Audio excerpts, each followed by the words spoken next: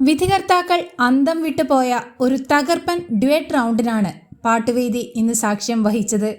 Judges എല്ലാവരും എഴുന്നേറ്റ് നിന്ന് കൈയടിച്ച് 100-ൽ 100 മാർക്ക് നൽകിയാണ് ഡ്യുവറ്റ് പ്രകടനത്തെ അനുമോദിച്ചത്.